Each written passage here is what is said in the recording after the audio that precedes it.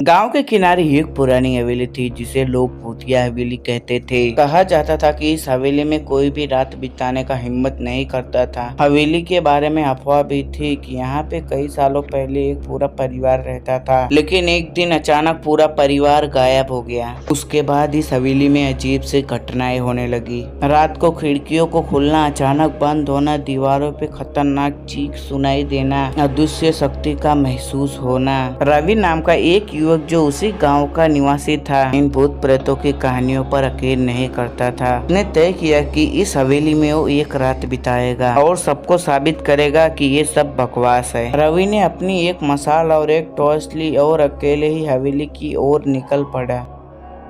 रात का समय था और हवेली के ओर चारों ओर सन्नाटा पड़ता हुआ था। हवेली के अंदर कदम रखते ही एक अजीब सी ठंडक एहसास हुआ। उसने अपनी टॉर्च जलाकर चारों ओर देखा। हवेली के कमरे में धूल और जली हुई मिट्टी पदेसी हुई थी। रवि ने एक कमरे में जाकर अपनी मशाल जलाई। समय बीतता गया और हवेली में घूम और अंधेरा गहरा हो गया। रात के ठीक 12 बजते ही हवेली में एक अजीब सी गूंज उठी। रवि ने देखा कमरे का दरवाजा अपने आप बंद हो गया। उसने उठकर दरवाजा खोलने की कोशिश की, लेकिन दरवाजा जैसे कि अदृश्य शक्ति के बंद रखा था। अचानक दीवारों पर खून की बूंदें टपकने लगी और रवि के चारों ओर काले साए दिखाने लगे। डर के मारे रवि का दिल तेज से धड़कने लगा। उसने दरवाजे को पूरी ताकत से धक्का दिया और तभी एक भयानक चीख सुनाई दी। उसके कोने में गूंज उठी। जैसे ही दरवाजा खुला, वो भागते हुए हवेली से बाहर निकल गया। उसके बाहर आते ही हवेली की अचानक से सारी खिड़कियां अपने आप बंद हो गई। हवेली के अंदर से खौफनाक चीख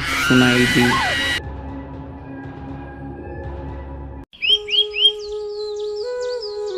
फिर अगली सुबह गांव में रवि की हवेली से लौटने के बाद उसके जीवन में अजीबोगरीब बदलाव आने लगे। वो हमेशा सहम के रहता और रात को नींद में बड़बड़ाने लगता। ना किसी से वो बोलता था, बट पूरे दिन गांव में घूमता था और चुपचाप रहता था। कुछ लोग उसे बुलाना भी चाहते थे, पर वो ना कुछ बोलता ना कुछ सुनता, सिर्फ चुपचाप घूमता और आगे बढ़ता जाता। फिर एक दिन रवि के माता पिता ने उससे पूछने की कोशिश की और वो लोग रवि से सब कुछ पूछ रहे थे, लेकिन रवि कुछ भी नहीं बोलता था। और वो लोग पूछते थे भी कि हवेली में उस दिन क्या हुआ था, लेकिन वो रवि कुछ भी नहीं बताता था। उसके माता पिता भी हमेशा से उसके टेंशन में ही पड़े रहते थे। फिर भी रवि को कोई फर्क नहीं पड़ता था। वो चुपचाप जाता, सोता, उठता, खाता, पीता, घूमता। और वो हवेली से जब से आया था तब से उसका बर्ताव कुछ अच्छा नहीं था। उसके आंखों के नीचे काले धब्बे पड़ गए थे। फिर एक दिन रवि के पापा ने एक तांत्रिक को बुलाया अपने घर।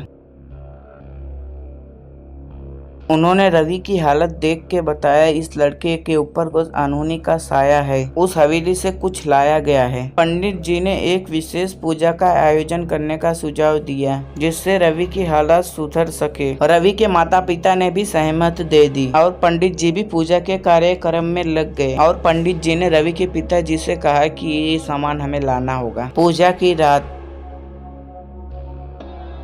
पंडित जी ने कहा कि यह पूजा आसान नहीं होगी। उस हवेली की आत्मा शांत नहीं है, वे इतनी आसानी से पीछा नहीं छोड़ेगी। उसने चेतावनी दी है। पूजा शुरू होते ही अजीब घटनाएं होने लगी।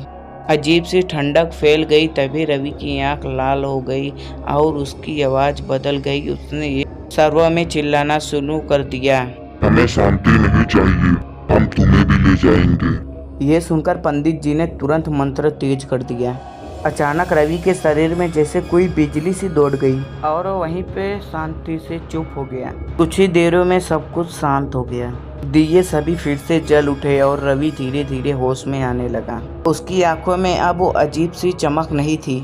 फिर सभी लोग घर पे आ जाते हैं। रवि ने होश में आते ही एक भारी सांस ली और टूटते हुए श्वास में बोला, वे हवेली की आत्माएं थी जो मुझे अपने साथ ले जाना चाहती थी। मैंने भी गलती की थी वहां पर जाने की। पंडित शिवाराम जी ने कहा, अब तुम सुरक्षित हो, लेकिन याद रखना कुछ रहस्यमय को हमेशा के लिए अनसुना ही रहने देना चाहिए। जो हवेली की आत्मा है वो सिर्फ अपनी जगह पे रहने वाली नहीं है, वह बदले की आग में जल रही है। और उस दिन के बाद रवि ने कभी हवेली की तरफ मुड़ के भी नहीं देखा और गांव के लोग भी समझ गए कि कुछ कहानी सिर्फ कहानी के लिए नहीं होती। हवेली अभी भी वही खंडी है, चुपचाप जैसे कि किसी शिकारी का इंतजार कर रही हो जो उसकी भयानक कथा को और बढ़ा दे।